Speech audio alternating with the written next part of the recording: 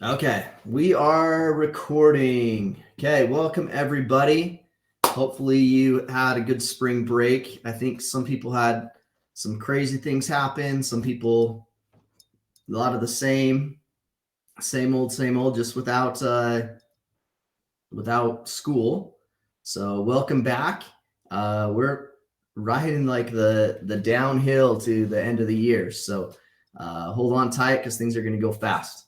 Okay, just so you're aware, this lesson is being recorded for learning purposes. And then as we're in the class today, our virtual expectations are make sure following along with the Nearpod lesson, using the chat tools respectfully and appropriately, and then also responding to questions and instructions the first time. Okay.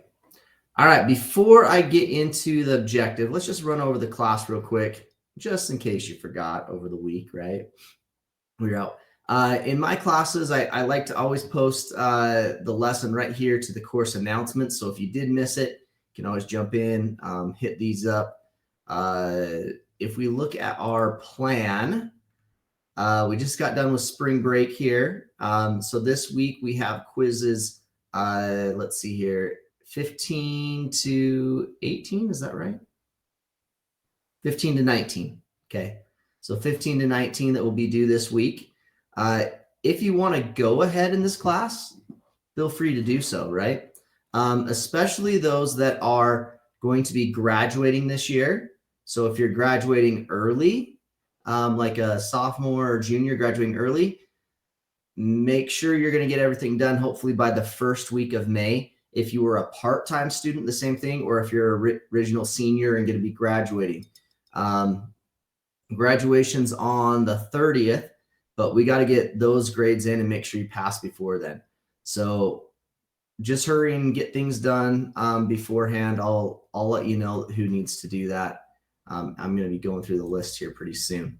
As we go into content here, you'll see that this week is actually module 6 and module 7. So module 6 is in unit 2, and module 7 is in unit 3.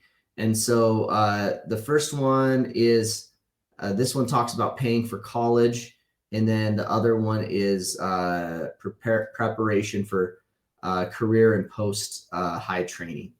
So that's what we're going to kind of be going over today. You have those quizzes. So basically, giving quiz in the OLS, students will accurately answer multiple choice questions about skills and education with 80% accuracy across one trial. So we're going to be talking about the value of education. And I first want to preface this is like university is not for everyone. Okay. I know everybody tries to maybe push you to get a college degree. I think college degrees are super important, especially if you're going into a very technical field. However, I know it's not for everybody, right? But to get a type of skill that is important that you can make enough money with, that's going to provide for your long-term needs, is super important. Whether that's electrician, plumbing, mechanic, I think those trades are way important, right? I have a plumber come out here sometimes and they charge over $100 an hour, right? So I think those fields are super important, and I think people need to go into them still. So I think that's great. Not everybody can do what it is. So you got to find out what you like and what makes you happy as you're going through and do it. But here's what you have to consider. If you don't graduate from high school or get a GED, which is basically the equivalent of high school diploma, your unemployment rate is super high. I mean, these statistics are fairly old, but I mean, you're looking at 15+% unemployment rate, and you're only going to make a little tiny bit of money. That's working full time. Maybe $2,000 a month, which barely makes rent. Okay.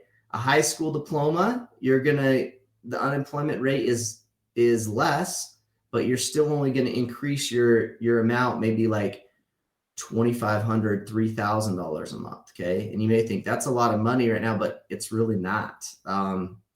If you look at rent today, rent is probably just to rent. That's not utilities. You're looking like $1,500, right? Maybe even more. If you have some college, it goes down and your skills go up. As your skills go up, associate's degree up, bachelor's degree, all the way up to a professional degree, right? So the more skills you have, and I'm not just saying just degrees, but skills, right?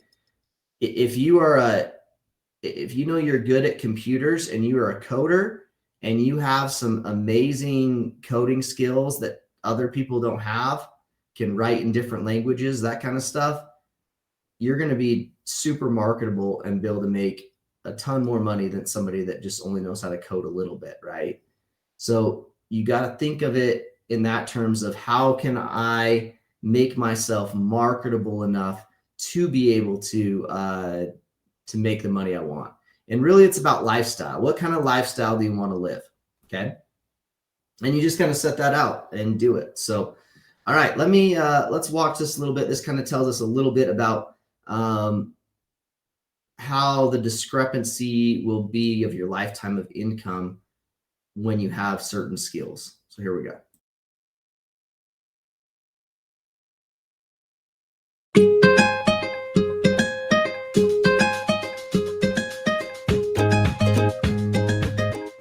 Hi, I'm Emma, and in this section we're going to be talking about how to recognize and explore the correlation between education, training, and potential lifetime income. Each year, tens of thousands of new college students begin their journey towards higher education in the hopes of landing equally high-paying jobs in the future. It has long been understood that an education can lead to long-term financial success and higher overall earnings over the life of a career.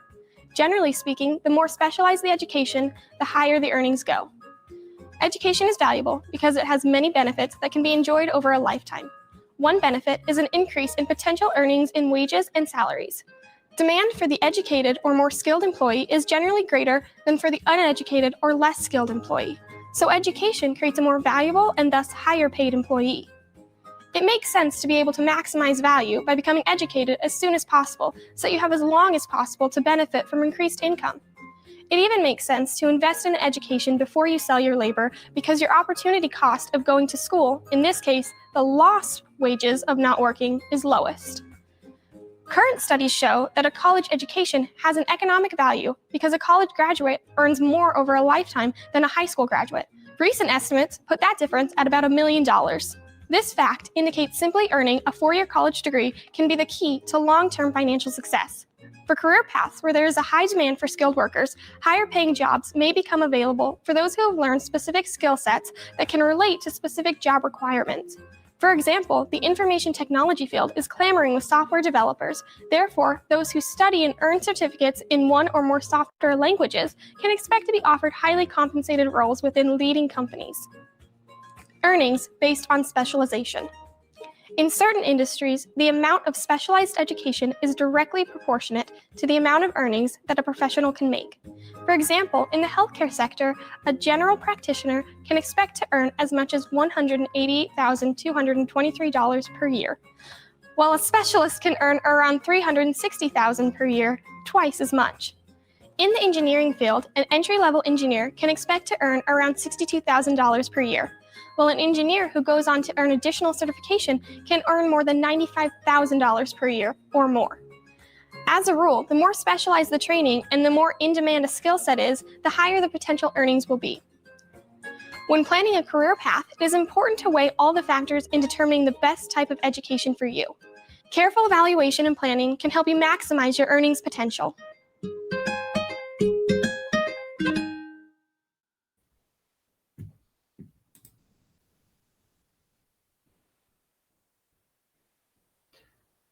All right. So who doesn't want to make a good amount of money to take care of yourself and, have all your needs met plus your wants, some wants. So I'm going to ask you guys real quick, those that are on the Nearpod, if you're not on the Nearpod, love you to get on there.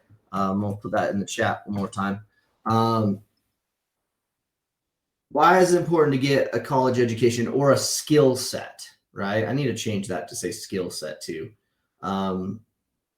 what are your guys' thoughts? Throw some things in there for me.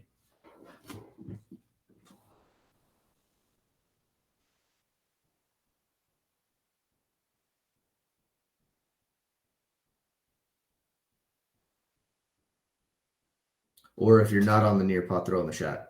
Higher chance of getting a well-paid job and get prepared for life in general. Yeah.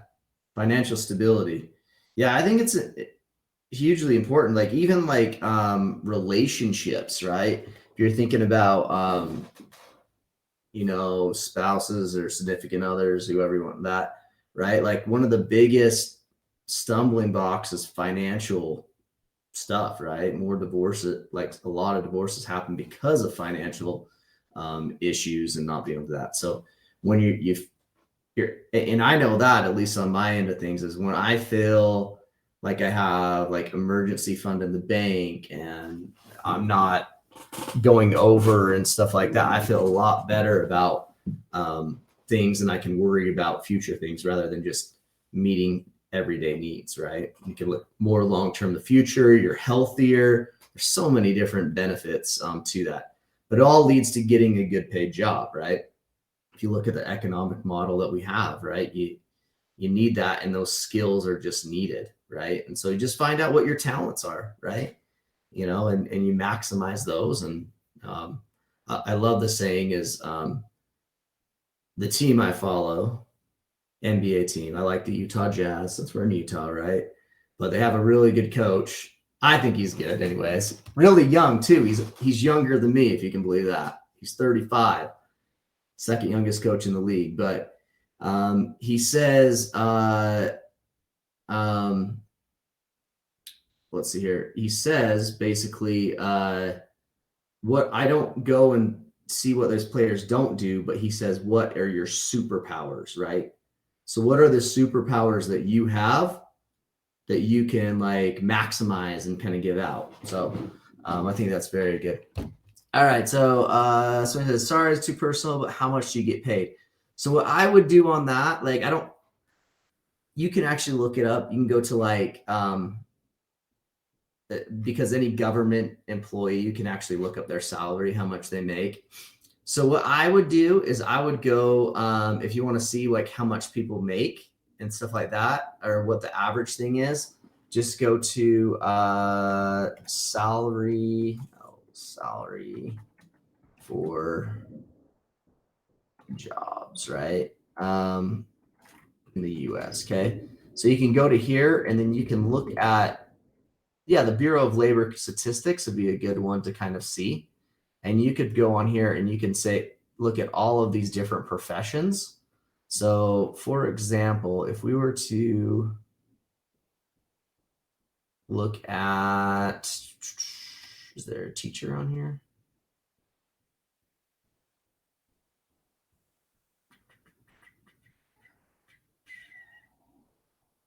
Education, instruction, and library options. Okay. So you look on here. So they have different types of teachers, right? I'm not a post-secondary. Math science teacher, that's post-secondary.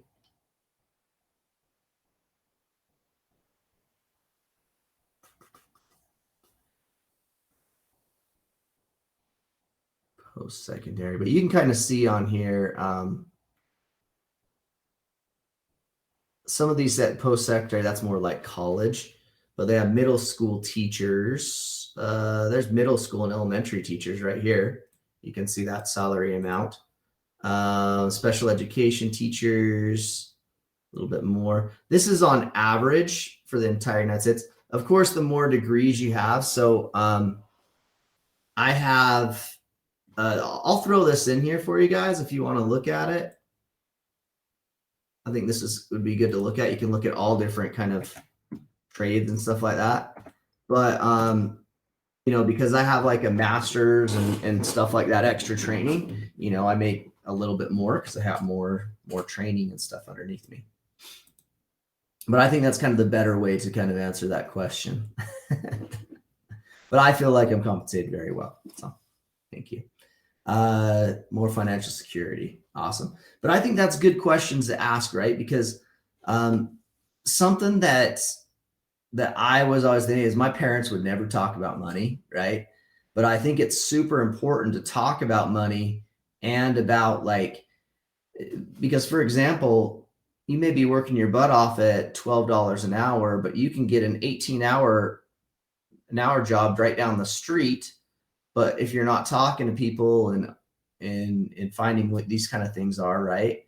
And you find out by just searching and researching and talking to people and stuff like that. So, but just so you're aware, like the difference between, a high school dropout and advanced degree, I mean, you're talking, 40 plus $50,000 more a year, right? If you do this kind of thing, you'll make over over $1 million in your lifetime than somebody that doesn't have this specialized training. So, okay, we're going to watch this again real quick. This tells a little bit about different options for you, and then we'll move on to the next stuff.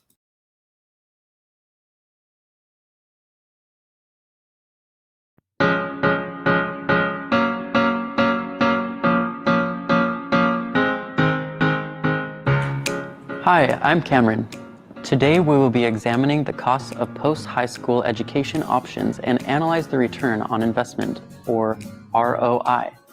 This includes career choices, understanding the cost differences between public and private schools, and differences between nonprofit and for-profit education and training. When it comes to higher education, modern students have a number of choices in pursuing certificates and degrees to help them reach their future career goals. While many students choose to enroll in a traditional brick-and-mortar college or online college degree program, there is also the option of furthering your education through a trade school. So how do you know which option is the right choice for you? While no one can decide for you whether a college or trade school is the best fit for your education, there are several different factors to consider when making your choice. Traditional college. Whether you are a student that just graduated high school or an adult that wants to further their higher education, the first option that most people think of is to pursue a degree in a traditional college or university. There are several options for traditional college education, including community colleges, public universities, or private universities. Once you have enrolled in college, you will typically spend the first half of your college experience taking general education courses. They often include the following: English composition and literature, general science, history, mathematics. These classes set you up for success within a wide range of majors and allow students flexibility over the first year or two of their degree program to make a decision to pursue a specific degree. Typically, it takes anywhere from 2 to 4 years to earn an undergraduate degree. After completion of an associate's or bachelor's degree program, students may choose to enter the workforce or continue their education within graduate degree programs. So how do you know if college is the best route to support your future? It depends on your interests, goals, and objectives for attending college. For example, if you know that you are interested in English and communication, but aren't sure whether you want to be a journalist, teacher, or work in public relations, then a traditional college education may work well for you. Once you enroll as an English major, you will have the opportunity to take a variety of courses to gain experience and knowledge before making a decision in the specific career path you want to choose. While most students are familiar with traditional colleges, trade schools can be an excellent option for those who already have a clear idea of the career path they want to pursue. Trade schools differ from traditional colleges in a number of ways, including job-specific education, skill-based learning, cheaper tuition, finishing the program in less time. Once you enroll in a trade school, you will immediately start with classes that are based solely on the training needed to help you succeed in your future career. So, how does this affect your education? Simply put, without the background in general education classes, you will be trained only in the career path you are pursuing. While this is excellent news for those who are set on the occupation they want to pursue, it leaves little room for changing your trade school specialization or transferring your education into a different program. If you are interested in a specific career path, there are many different programs available through trade school that can get you started in a well-paying career without a traditional degree. What about the cost of education? With the changing economy and rising tuition prices, the cost of higher education is a major concern for students looking to earn a degree through a college or trade school. Typically, trade schools cost substantially less than traditional colleges, and many students graduate with less debt than those who pursued their education through a college or university. As an example, completing an average bachelor's degree program costs students $127,000. On the flip side, the average cost for a trade school degree is only $33,000, a savings of $94,000. Part of the difference in the cost between the two types of programs is the length of time it takes to complete your education. Most bachelor's degree programs are completed in 4 years, while the typical trade school gets you out in the workforce in under 2 years, saving you time, money, and a great deal of student loan debt.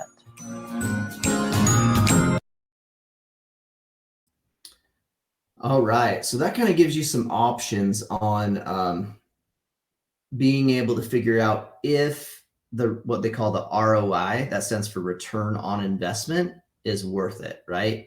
So for example, if you're going to go to college, maybe just to do art, you may want to make sure you have a really good job lined up that will pay for what you just did, right? Or they have like tuition reimbursement. There's all kinds of things out there, and we'll talk about those in some other things that come about how to pay for college. But I'm just kind of interested right now. What type of education are you most likely considering after graduation? Okay. Some of you guys might be seniors, so this might happen really soon. Some of you guys are still maybe new, just trying to think it out. But what are you thinking? Getting some kind of skill through the technical college? You can throw that in the chat too if you're not able to make it on the Nearpod.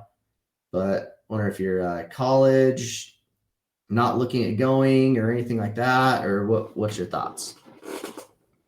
Okay, so it looks like quite a few college right now, a couple technical college kind of thinking. I got to say that there's some really cool like technical colleges out there.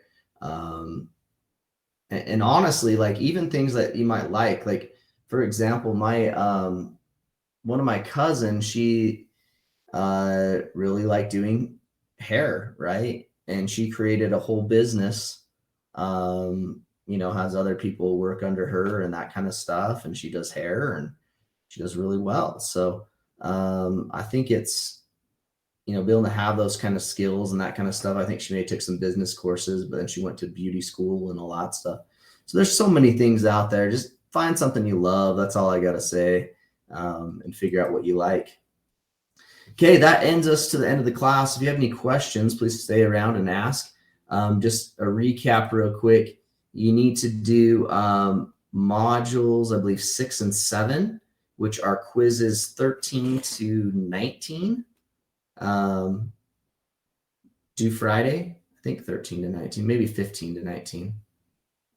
Yeah, 15 to 19. So should have already done 13. You'll just find those right here. Module 6 under Unit 2 and Module 7 is under Unit 3. So, okay. You missed slide 8. What I'm going to do is I'm going to go and open up everything. And then you can go back and go through all of these, okay? Okay, so the Nearpod is opened up. Yep, see ya. Have a great day. Appreciate you coming. Glad to know you made it through spring break. See you later. Take care. Thanks, everybody.